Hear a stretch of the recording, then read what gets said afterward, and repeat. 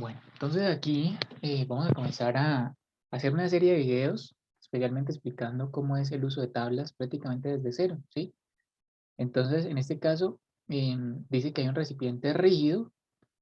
Bueno, vamos a irlo leyendo de la siguiente manera. Ya este ejercicio sería un repaso para algunas personas que ya lo han visto, ¿no? Entonces, hay un recipiente rígido, ¿cierto? Hay dos tipos de recipientes en termodinámica: el recipiente rígido que trabaja a volumen constante y el recipiente cilindro émbolo. En este caso, ellos son muy claros de que es un recipiente rígido. Después dice que contiene agua a 50 kilogramos. Entonces, agua y 50 kilogramos. Luego dicen que es un líquido saturado o que el agua está como líquida saturada. Y si está como líquida saturada, entonces pues esos son dos datos más, que es líquida saturada y que está a 90 grados centígrados. Después dice, determine la presión del recipiente y el volumen del recipiente, el volumen del mismo. Eso es básicamente lo que nos están pidiendo. Entonces, Eh, pasos a seguir, pues generalmente en esta primera parte a mí me gusta enseñar mucho el uso del diagrama como una herramienta que nos ayuda a saber la fase, aunque en este caso pues ya el ejercicio nos dice muy claramente que es un líquido saturado. Entonces, sin embargo, vamos a ver gráficamente dónde quedaría. Es importante cuando uno hace un gráfico, pues seleccionar qué gráfico es el que va a realizar, un gráfico de temperatura contra volumen o uno de presión contra volumen. En este caso, cualquiera de los dos se puede utilizar, pero en este caso utilicé uno de temperatura contra volumen. Pero repito, se puede utilizar cualquiera de los dos, solo que en este caso, como me dan temperatura, preferí uno de temperatura. A mí realmente entre los dos me gusta más trabajar con el de temperatura y volumen. Aunque depende también los profesores, por ejemplo, para los que ven esto en grabación, hay profesores que le pueden pedir a uno un gráfico PV o un gráfico TV para que represente lo que está pasando en el proceso, ¿sí? Pero a mí de preferencia me gusta el TV, aunque voy a explicar los dos. ¿Hay alguien entró con el micrófono activo? ¿Va a preguntar algo? No, ahí como que.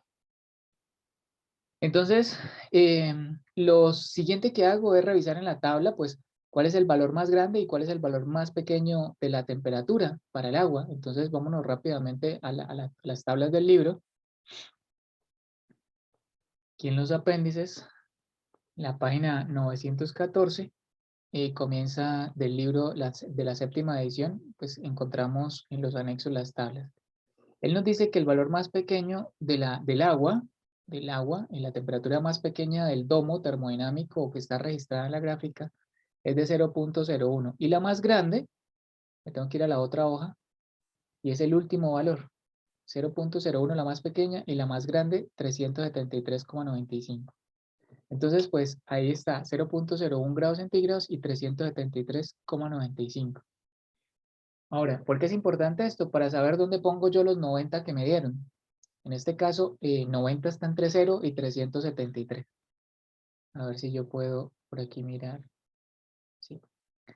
Entonces, 90 más o menos vendría siendo por aquí, en alguna parte entre 0 y 373. En este momento no es tan importante que quede a escala, ¿no? Exactamente dónde quedan los 90, no es tan importante. Por el momento lo importante es que usted se dé cuenta de la utilidad de la herramienta de la gráfica y las tablas para poder extraer la información que le piden. Ahora, lo siguiente es que ya tengo graficado, pero no he graficado la temperatura de saturación. Entonces, perdón, la presión de saturación. Entonces me devuelvo a la tabla, busco los 90 grados centígrados, que vendrían a estar por aquí. Y mira, la temperatura de saturación, que es la segunda columna, es 70,183. Entonces, aquí trazo una línea de presión, es un escalón ascendente, 70,183 kilopascales. Note cómo estamos tomando el diagrama desde cero y lo vamos construyendo, ¿sí? Ahora, siguiente parte. Ya grafiqué, en este caso, la temperatura de 90 con su respectiva presión de saturación. Y ahora lo siguiente que voy a graficar es la línea de líquido saturado. Cuando explicamos el domo, esta gráfica, cuando le explicamos sus partes, para las personas que no lo han visto, de pronto al final del video les voy a dejar las partes del diagrama. Y, y decíamos que a esta línea, desde el punto crítico hacia hacia la izquierda, toda esta línea negra que acabo de resaltar ahí, se conoce como una línea de líquido saturado. Líquido saturado. Entonces, donde se cruce la línea de líquido saturado, o sea, esta condición, con la línea de temperatura de 90 grados centígrados, que es la línea roja, o sea, esta es la línea de temperatura de 90 grados centígrados, donde se cruzan esas dos condiciones, entonces ahí es donde va a quedar el estado. En este caso, la línea roja viene de acá, se encuentra con la línea negra acá, entonces este vendría a ser el estado.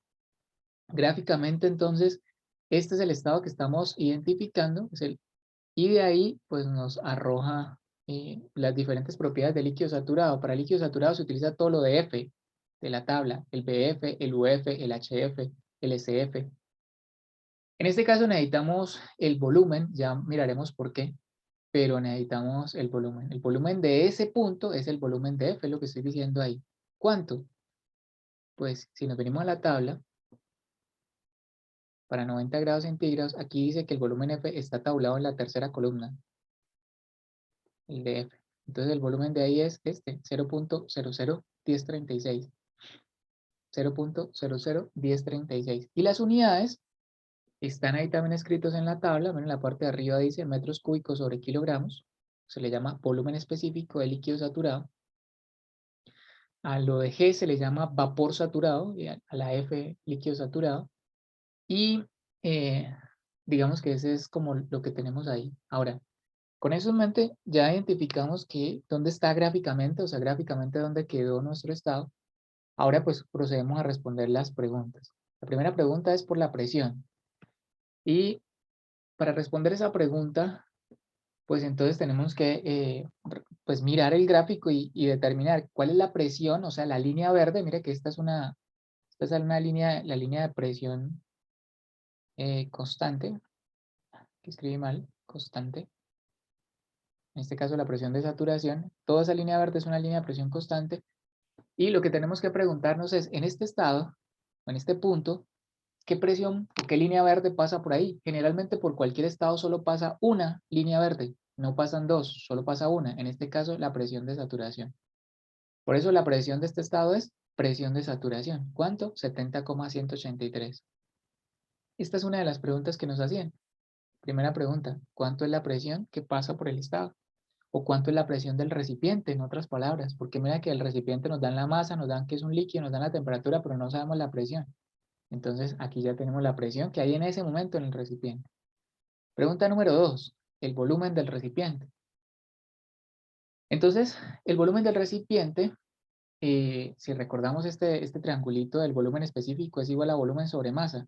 Como nos están pidiendo es el volumen del recipiente, pues se tiene que multiplicar estos dos, volumen específico por la masa. La masa la tenemos, nos la dieron.